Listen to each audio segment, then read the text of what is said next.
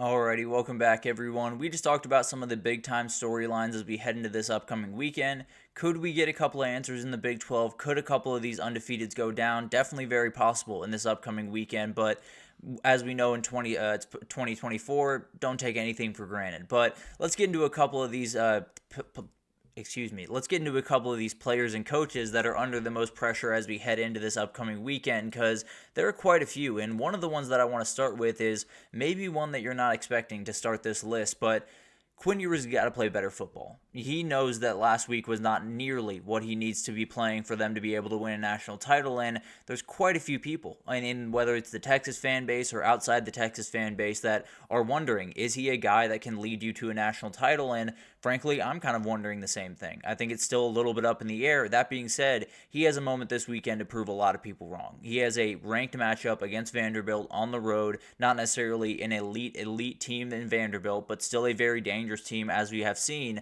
They do have the 97th ranked pass defense in the country, and their O-line cannot be nearly as bad as it was a week ago. I have to assume the Texas O-line is going to be really, really good this upcoming weekend, and they should be able to get Quinn Ewers back on track. They should be able to get him where he needs to be, and he should be able to put up some pretty gaudy numbers in this game if he's all the way there mentally. And I think that was one of the bigger things on Saturday.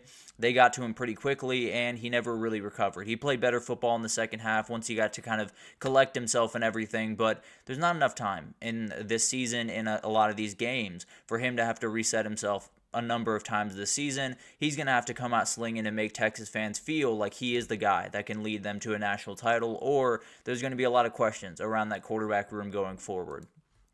And then you got Jalen Milroe, another quarterback that did not play, maybe played one of the worst games that I've seen him play last week against Tennessee. And to me, he's in one of the toughest spots in the entire country. He's playing for Alabama as quarterback, so that already puts you in a pretty tough spot. But to me, he's obviously injured. To a lot of people, he is obviously at least a little bit hobbled. He's also going to at times literally need to carry this offense. For large portions of the game, he's going to have to be the rushing threat on this offense because these running backs just aren't doing enough. And I hope to see more from them this upcoming weekend, but at the end of the day, they've kind of been who they are. I believe Jamarian Miller and Justice Haynes have only combined for over 70 yards once in SEC play this entire year, and maybe they haven't even done it once, honestly. But at the end of the day, it's going to be Jalen Milroe carrying the weight of pretty much the entirety of Alabama football's fan base on his shoulders the rest of the way. So can he deliver is going to be a huge question. And frankly, if he somehow runs the table and he somehow gets it all together and they go 10-2 and make the playoff, he should absolutely be a number one pick in the, I don't want to say number one overall, a first round pick in the NFL draft, because it would be a remarkable feat on a guy that I don't think is 100% right now. But he's one of the most talented players in the country. He's in a spot where it's going to be tough to handle all the outside noise and to handle all the craziness, but he's more than capable of pulling this team out of whatever they're in and getting them a huge win this weekend, and then they'll move forward. But to do that, they got to go through Eli Drinkwitz. And Eli Drinkwitz is someone that this could very well be his career moment. This could be the moment that defines him for a number of years coming forward, because I don't care if it's Alabama from 2000. Well, I kind of care if it's Alabama from 2007. I don't care if Alabama's lost 2 games this year. I don't care if they're not playing the greatest football. Going into Bryant-Denny and getting a win is very, very tough to do. Georgia proved that to you earlier this year. So it's one of those things that, regardless of what team you're facing on the other side, as long as you see that script day and as long as you were in that Bryant-Denny Stadium on Nick Saban Field, you get that win. It's a program changer. It is a career changer. And frankly, his name's been brought up just a little bit around that Florida job. Not saying this is an audition, but saying a win would help quite a bit there. I'm just being honest. But at the end of the day, it's going to be really, really interesting to see how he handles this. We'll talk about some of the injury troubles they've had. It's going to be an uphill battle for him to deal with it, but the reality is he's got to get his guys ready. It's going to be as much about motivation as it is about anything in this game, because going in there and being fearless is 90% of the battle when you go play in a place like Bryant-Denny, and it's his job to figure out a way to make sure those guys are not afraid and they go in there with their hair on fire and just flying around the field. Then we got Dan Lanning. This is a very kind of interesting one because he is playing an Illinois team that they are stronger, that they are faster, that they are more talented than. All of that being said, they have that number 1 next to your name, and whenever that happens, the head coach has more responsibility on that week than he does pretty much any other week of the season. because you understand what happens, because these guys are 18 to 22 year olds and maybe to 24, 25 year olds. But at the end of the day, they are young kids, and it's going to be one of those things where they do open their phone on a Monday and see that their team is number one in the country. That does get to teams. It does get to teams. It has already this season, and it will again, I have to assume, and it could be this upcoming weekend. Oregon doesn't have Northwestern coming to town. They have an Illinois team that absolutely can cause problems for you, not necessarily give you a ton of openings, and then end up winning just a really tough, hard-fought game. It's going to be really interesting, and Dan Lanning learned how to deal with this from Nick Saban, from Kirby Smart. Can he lock his guys in, and can they not get caught up with what that number says next to their name on Saturday? Because that is a battle in this sport, no doubt about that. Then you got Al Golden, the defensive coordinator for Notre Dame. He's going to have his hands full, and I think he knows that. He knows that once he took this job, really, he knew that this was going to be a very, very tough thing to deal with, and he probably started preparing pretty much that night, if I had to imagine, for this game in particular, because the approach has to be fully dialed in, the focus has to be outright elite, and the execution needs to be near perfect, because you start missing tackles, this thing can get weird in a hurry, and Navy can put up quite a few points. So you're going to have to be very, very careful, and the biggest thing that I've seen a lot of teams get in trouble with the triple option, in fact, a couple of years, or multiple years ago, probably a decade ago at this point, when Georgia would face off against Georgia Tech when Paul Johnson was there. There was a lot of, we're just better athletes, we're going to fly around, make all the plays in the world. Sometimes that got them into trouble, and that's why a much less talented Georgia Tech team was able to beat Georgia a couple of times in 2014 and 2016. They cannot do that if you're Notre Dame. You have to be very, very careful about the way that you attack this offense, because they will beat you in a number of different ways. If you overcommit, if you just fly to the ball without even thinking, they are going to be able to beat you. So you have to be very careful, very calculated, and if you can't be, it's going to be a nightmare day for your team. I can almost promise you that, because this Navy team can cause problems in a hurry for pretty much anyone that they face. But another guy to watch is Brian Kelly, and this is a huge one for me because he silenced a lot of the noise around him. He made a lot of people feel a lot better about what LSU was this year when they beat Ole Miss. Now that they beat Arkansas, you got to feel really good about where you're at if you're an LSU fan. He is a great coach, and he's got a moment this upcoming weekend where he just badly needs to deliver. This needs to be a moment where his program, where he takes that next step and they become one of those teams that is no longer, here for 1 year and then gone the next, or hanging around 9-3, just waiting, hoping for a spot to open up in the SEC championship or the CFP. They can plant their flag. They can go into Kyle Field, win that big game, make sure you guys are calm, ready to go. The noise is going to be a factor. You just have to make sure it doesn't alter your players' minds and doesn't get into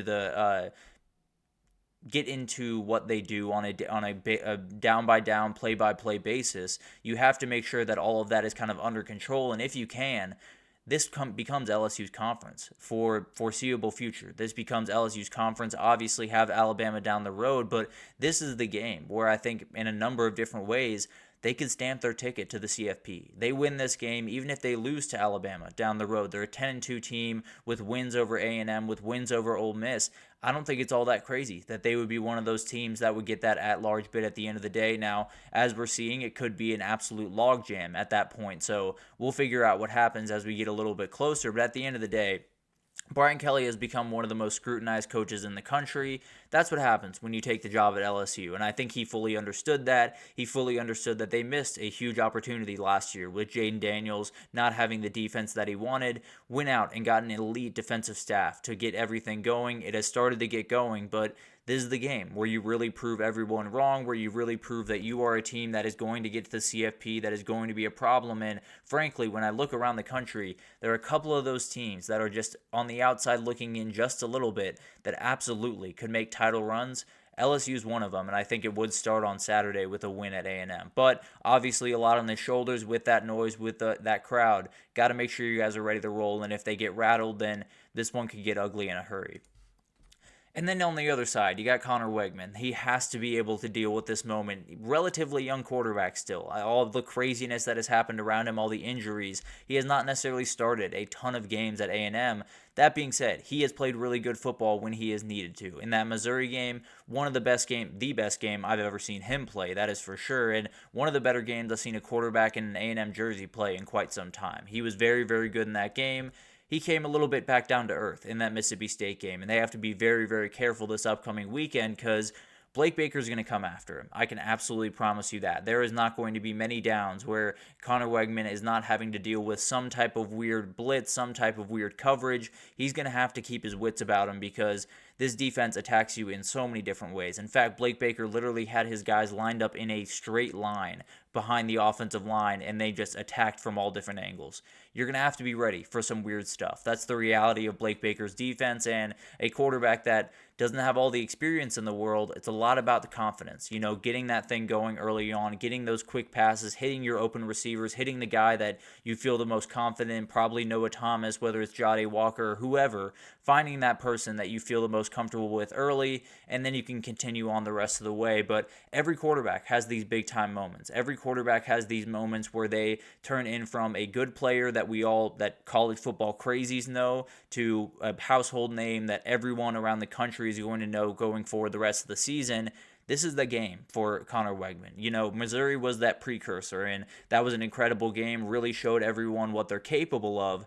This is the game where he really kind of takes full hold of that entire narrative, where he becomes a household name, where he becomes a genuine prospect for the NFL draft, whether that's this year or next year, where he becomes a guy that can deliver on the biggest stage of college football. And I think it could be a moment that doesn't only change this season for A&M, but changes his whole life going forward. So definitely something to watch, and Conner Weigman got quite a bit on his shoulders this upcoming weekend.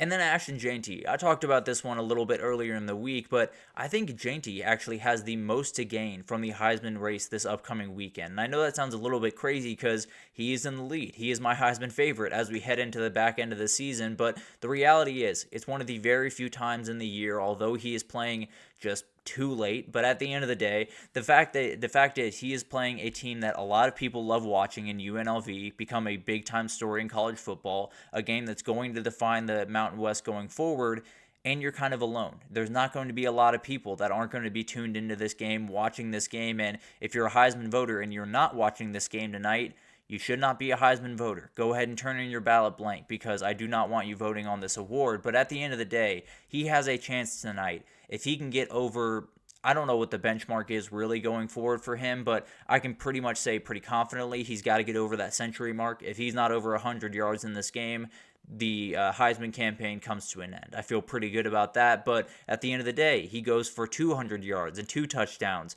He might just be the far and away favorite as we head on to the rest of the season because he's one of those guys that this is a huge moment for him and possibly his entire career going into the NFL. He could possibly just book his ticket to NYC on tonight if he's able to handle business, put up crazy numbers, get that big time win, become the favorite in the G5 CFP race. But with all of that, with all of that stuff, with all of that, Heisman hype and everything going into this game and conference, battles going into this game, a lot of that comes with pressure, and he's going to have to be able to handle it. He's going to have to be able to go about his business and use that Grim Reaper approach that he has the first couple of weeks where he just stands there straight up in the backfield and then takes your head off on the play. So it's going to be incredible to watch this one unfold, and he's one of those guys that can gain a lot from this upcoming weekend, not only in the college football world, but possibly in the NFL world. I think he's already earned plenty, if I'm being totally honest with you, but this would be an